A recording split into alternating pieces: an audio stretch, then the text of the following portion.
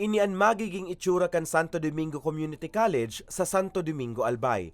Ang pagmukna kaani, dagos nang marirealisar matapos na aprubahan kan Sangguniang Bayan ang propwestong ordinansa dapit sa pagpapatugdok nin Community College sa Banwaan.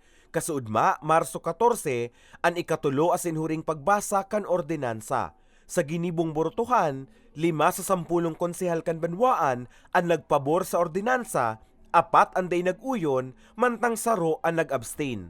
Ang alkalde kan Banwaan na si Jun Aguas, labi nanggad ang kaugmahan sa naging resulta. Mayo manda siyang ibang kamauotan, kundi matabangan ang kasardayan. Para sa iya, ang community college na imumukna, syertong mapagian sa mga sakripisyo kan mga magurang bako sa nasaindang Banwaan, kundi sa mga pagtaraid pang lugar. Mamundo sa nadang isipon na may mga nagkapirang nagkokontra. I was expecting for a unanimous vote na kasi I can't really imagine, actually I am somehow speechless, no. Sisay po with sa tama nindang isip, on the right mind, na magkontra kisa pong community college. Sisay. Actually I was called up by people sa taas, na mga friends na po sa taas, na nagugulat sinda that there are people who said no, na supposedly they should be the one as voices of the people, kasi pag konsehal ka po, ika po ang boses niya sa Sangguniang Bayan, they should be the one protecting this program. Kasi ako sa kuya, sabi, for the information of the public, bako po ini sarong biglaan na project. This was a project that was in the making for the longest time. Pinag-urunan mi po ini sa ELA, pinag-urunan mi po ini sa pagbigibo kang annual budget. So, Siring kan alkalde, ikinamundo man ni Konsehal Alfredo Balbin, otor kan ordinansa ang pagboto ni no kan 4 nindang pag-iriba. Depensa niya, kompleto man sinda sa rekisitos. Siring kan feasibility study, certification of availability of fund, project development fund, asin ang 5-year institutional fund. Mga rekisitos na nakapalaman sa CHED Memorandum Order No. 32, Series of 2006. Kaya dain niya subuot masabotan kung taano tamay pagkontra sa kapwa niya mga konsehal. Inapot na ninda ang gabos na problema kan CHED. Kaya di sa related school na ining mga problema kan CHED na dahil kung nga sa indang masabutan, yaon na duman na dapat express na nila ang sa indang needs. Pigpa ano pa ninda, dahil ko lang kung alibay yan, ano pa ninda sa mga manifestation niya during the final reading na, na, they sinda masyadong sa CHED aware kang.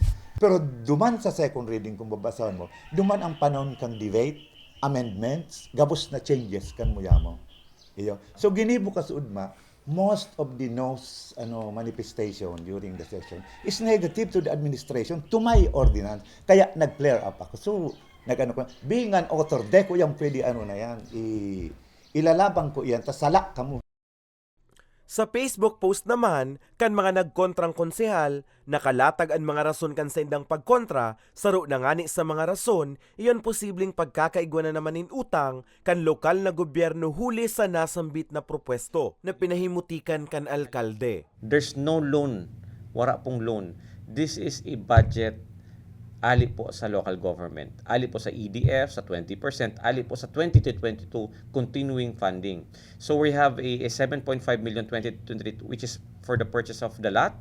We have a 5 million building for the construction of the community college. We have another 2 million of 2022 na provided po para po sa lot, and another 3 million para po which is ongoing na po construction po sa San Andres. So let me be clarify So pagsasabi nindang pigagamit bida sa loan, I'm sorry to say, sala na naman sinda.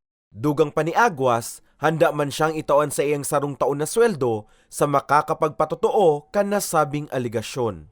Para sa grade 12 student na si Jazim, dakulang bagay na igwan ng community college sa saindang Banwaan na makakatabang urog na sa mga kasardayan.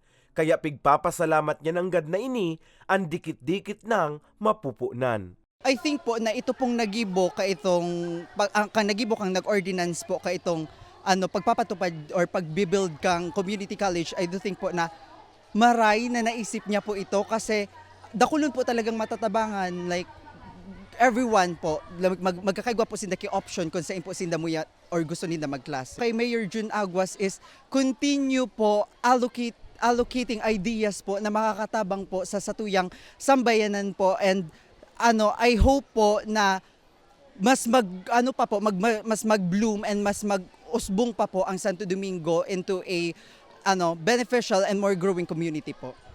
Sa presente, igwa ng marching order ang alkalde sa iyang technical working group nga ni dagos ng makomple ang gabus na kinakaipuhan sa pagrealisar kan sa indang community college.